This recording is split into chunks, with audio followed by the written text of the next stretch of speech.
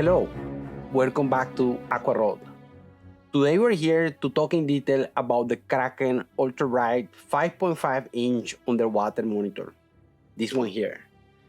The monitor features all the functionality that you would expect from a good topside monitor, like an Atomos Ninja 5 or V, as some people call it, except for the recording capabilities, which I wouldn't use anyways. The Kraken monitor is self-contained, which means that it does not need an additional housing in order to go down to 80 meters in depth. So when comparing this system to a Ninja 5 or a small HD monitor in a Nauticam housing, the convenience of the integrated monitor really stands out in terms of weight, size, usability, as well as price. The amount of work required to prepare the monitor between dives is also reduced with the integrated system. There are only 3 openings on the monitor, which are the battery compartment here at the bottom towards the back, and 2 HDMI connectors. One for signal coming in from the camera via the provided HDMI cable, and another one that works as a pass-through in case you need to connect another device via HDMI. The HDMI ports can also be converted to SDI, which could be useful when using a cinema camera that requires this kind of output. Brightness is very high with a rating of 3000 nits, and it is comparable to what you would get in a Ninja Shinobi, which is my favorite monitor outside of the water. The monitor uses IPS technology, which stands for in-plane switching. IPS is currently the best technology for video monitors. Resolution is a full 4K via HDMI and 1080 via SDI. The maximum frame rate displayed on the monitor is 30 Hz at full resolution. But I have used my monitor many times recording at 50 frames per second, and I don't have any issues with the image or lag or anything. Battery life is rated at 4 hours at full brightness, though I prefer to change my battery every 2 dives to be on the safe side. Let's start with the basics though. Why do you need an underwater monitor for video? The simple answer to that question is that you do not really need an external monitor. It's like everything in life, you might not need this. But any professional cinematographer will prefer to have the level of control over the image that a monitor brings to the table. The idea is not just to have a bigger display, though that is nice, but also to be able to control many aspects of the image in detail. The 2 main functions that I always think of when using a monitor are exposure assistance and focus picking. Exposure assistance can be provided by the monitor in many ways, with the most common one being the histogram, which I do not really like for video. This monitor offers 2 superior alternatives: zebras and waveform. Zebras appear as flashing diagonal lines that highlight the parts of the image that are close to clipping. The exact level at which zebras appear can be set in the monitor menu. Zebras are used by increasing the exposure until the diagonal bars start to appear on the brightest parts of the image. This guarantees almost perfect exposure in most cases. Waveform is a representation of brightness across the x-axis of the image, and it is used by setting the exposure of the brightest parts of the image close to the top or at around 90% level of the way to the top. And that is for Rec 709. For log, you need to expose lower, so at 70-75% it will be okay. It is also important sometimes to be able to monitor colors individually, and this can be done via the waveform parade that is available here as well. Parades don't only show exposure, but they also allow checking the white balance on the water, and they are very helpful. Regarding focus, I had given up on the hopes that the autofocus of my Sony a7S III will become useful underwater one day. I'm just better off in most situations focusing manually, as the Sony camera can almost never identify the eyes of underwater creatures. There has been some progress in terms of improving autofocus for dogs, cats, and birds, but I am not sure when Sony will be able to spot the eyes of a frogfish. Hence, I go back to manual focusing. So, picking is a focus assistance tool that highlights the parts of the image that are in focus. It overlays a color highlight around the edges or on top of the sharp portion of the image. In the Kraken monitor, the color of the picking can be changed in the settings to red, yellow, green, blue, or white. I personally use yellow or red because those are the colors that I can best see on the water on my monitor. So, without further ado, let's go into a live demonstration of the main functionality of this Kraken monitor. So, I'll just start with the same workflow that I use when I'm underwater. So, the first thing, switch on my camera, and then we're gonna go in and switch on the monitor. So you have a power button here.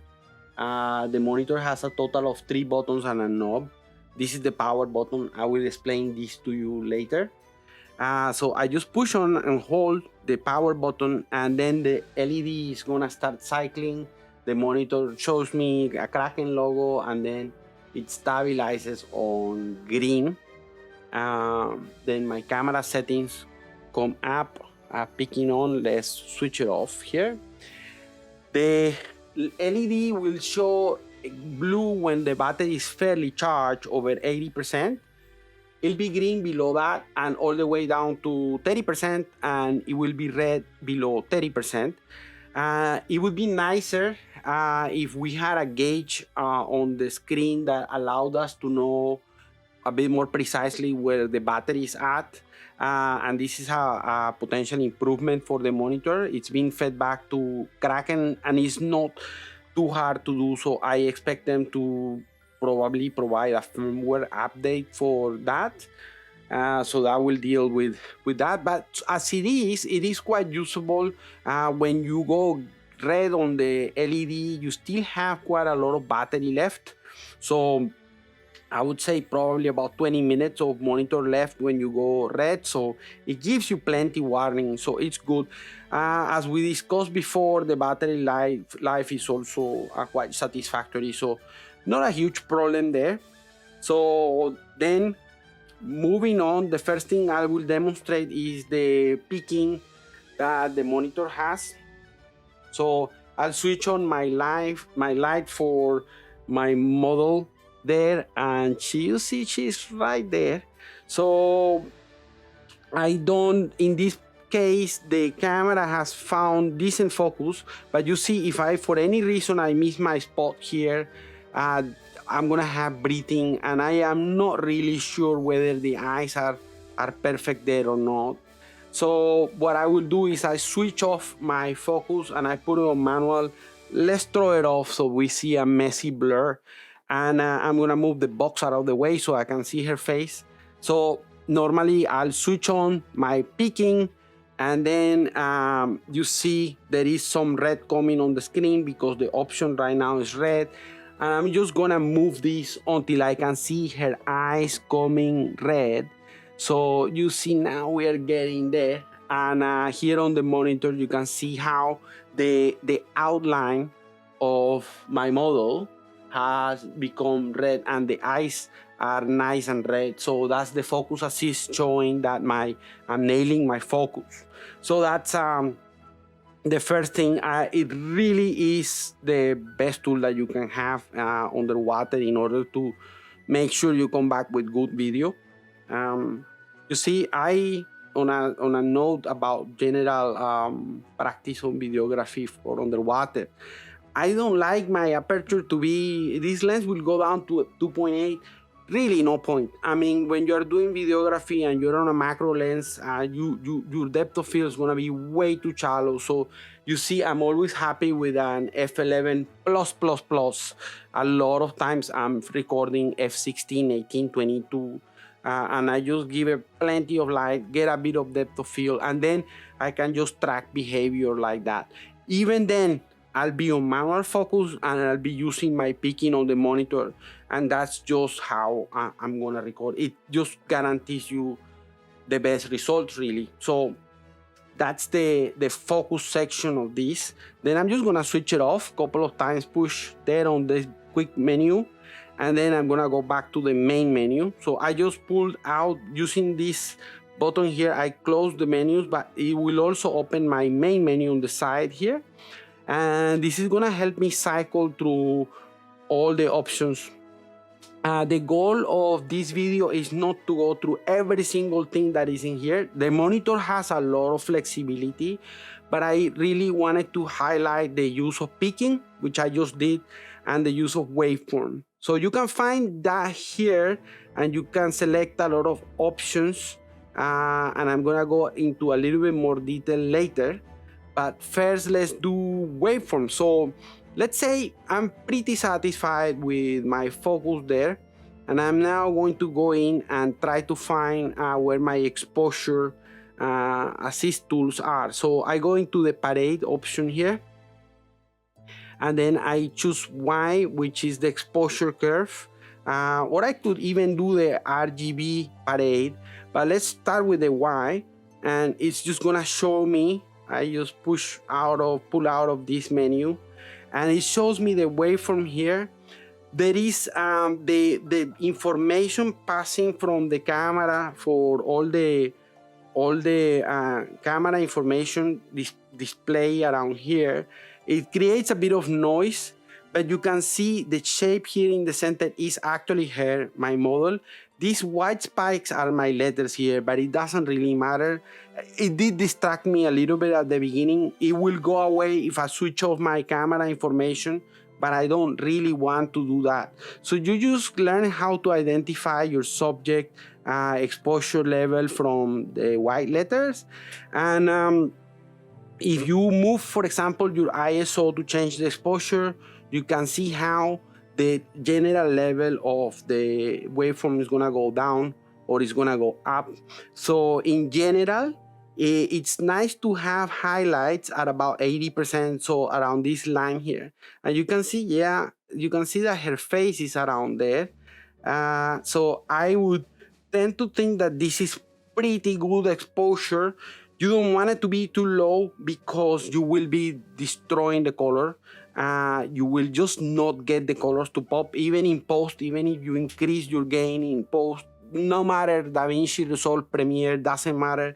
If you underexpose, you basically killed it, the image. So I like to go in and have that 80% there, so you see how my exposure there on her, I can see the shape. She's almost hitting the top line, which I also don't like because that might clip my highlight. So I'm just gonna go a little bit lower, and it looks like 640 on the ISO, even 500, just about the sweet spot. But there is something else that I do like to do. So I go into the main menu and I open the zebras, and I wanna switch them on because I love zebras. Zebras are the best exposure tool, really. So here, I'm gonna kill the waveform also so that it doesn't distract me. So I'm just gonna go into the quick menu here, and then I'm just gonna go into parade, and I'm gonna switch it off so that I can only see the zebras. You see, the zebras are now giving me that the hand has a highlight, but I'm okay with that. I can still see the yellow on the hand. If it looked a bit white to me, I wouldn't be too happy. But this level is good. I just have a bit of zebra on the hands. When you have too much zebra, you are destroying the image. So I can show you what that looks like. You go in here and you crank up your ISO, and you see how the face and the legs are all getting mushy mush, and you get zebras everywhere. That's not how you do it. That's a 1250 ISO. Notice how I don't mess with my shutter speed, because in video we don't do that. So I'm left with my ISO for controlling the exposure. So if I come in here, you see how I have a bit of zebra on the mouth, but I do tend to think that it's a bit high there. So again, it takes me to about the 500 ISO level. And you know what? It looks good to me. You could be conservative and try to go for the 400. Maybe the 400 will give you some safety, because in my experience, even if you, let's say the distance is there and you expose correctly, and then if the animal for any reason comes closer to you, I use a light on top of my camera, but so in general, people will have lights on the sides or on the top, and the animal will come closer to you, the exposure will increase, and you're gonna clip. So I do prefer to have a bit of safety margin. Try not to overexpose, but keep the highlights within control, so that you get really beautiful colors. To me, exposure underwater, it's more of a business around color than anything.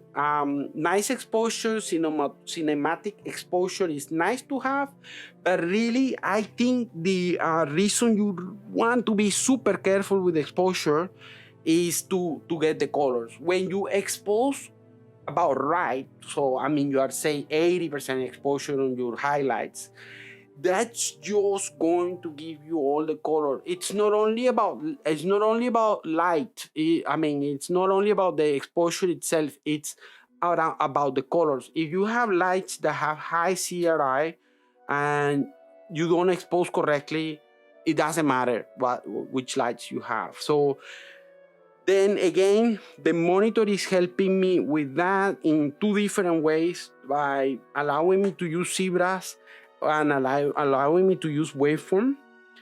There is a little bit of a thing that I would like to see changed in the monitor in the future. If I go back to peaking, then my zebras go away.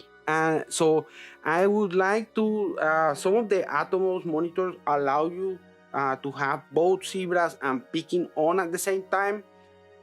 It shouldn't be hard for Kraken to do. I'm sure, again, firmware upgrade, and then next version we're gonna have that. It's being too demanding. It's being picky, because yes, I can switch my zebras back on. I just go in the main menu and I go back, and if I can find them, I think I lost the weight. Sometimes that happens to me. There. So you get your zebras back on through the main menu. I would also like to see on the quick menu a zebras option on and off. And that would probably solve the entire issue, because if I want zebras, I switch on the zebras from the quick menu. If I want peaking, I switch on peaking from the quick menu. If I could have both of them at the same time, that would just be fantastic. But again, as it is, the monitor, it really helps me achieve what I want to achieve. And I don't have any major issues. So to conclude, you have this monitor here, that it's built like a tank. It's it has great functionality around the usability, the buttons, the way the menus work is easy, and also the quality of the image is really phenomenal. So it will assist you in a range of conditions, even if you have bright light behind you and you need a bright monitor. This one will definitely give you the brightness and the contrast that you need. And then on top of that, it really, for me as a cinematographer, is more about the tools that I have for peaking and exposure to really help me achieve the results that I want. And with that, thank you very much, and see you next time.